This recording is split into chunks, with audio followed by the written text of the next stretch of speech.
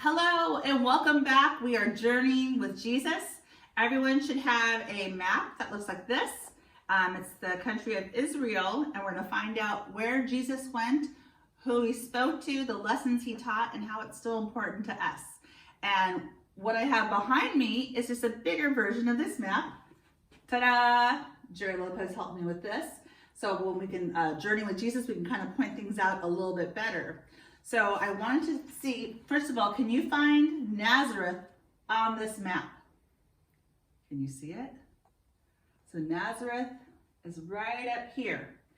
And if you remember, and it was with our video stories that I sent out last weekend, Nazareth is where Mary and Joseph lived. And that's where they found out that they were expecting Jesus. And so then they traveled down because they had to go to the census, take a census in Bethlehem, which is where Joseph was from. So they had to travel down, oh my goodness, I'd say it was 90 miles over the hills, all the way to Bethlehem. Bethlehem is a very important city, and it's mentioned many times in the Bible. Bethlehem might have looked like any small town in Israel, but there are some very special things that had happened there. Bethlehem was the birthplace of King David, the greatest king Israel had ever had. The people of Bethlehem knew there was something else that was special about their town. God had made a special promise to send the Messiah. This Messiah, Son of God, would be the Savior of the world. Messiah means the chosen one. God had promised a Messiah would be born in Bethlehem. How many of you have already filled out your passport to Bethlehem that had all the stickers so you can find out how Jesus was born in Bethlehem?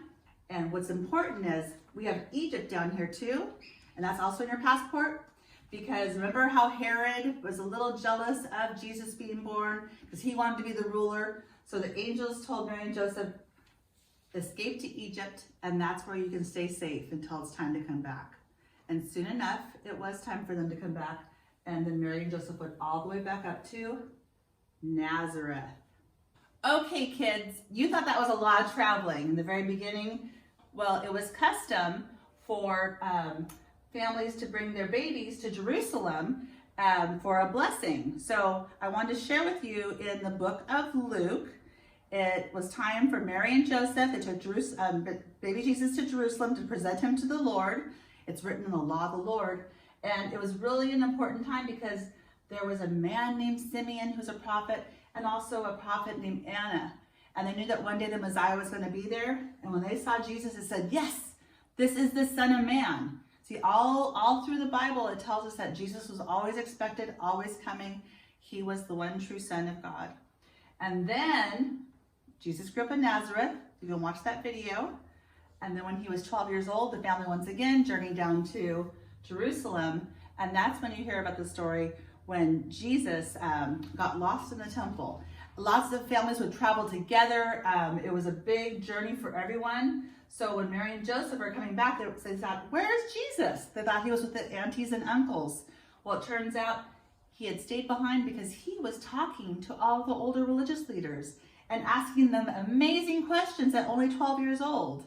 So watch the videos that we shared on the email, and you'll find out more what happened and how Jesus was getting ready to go on his ministry to be teaching and to be finding his disciples.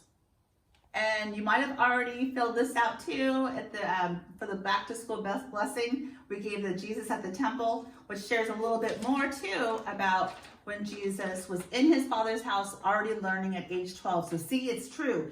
Jesus went to school too.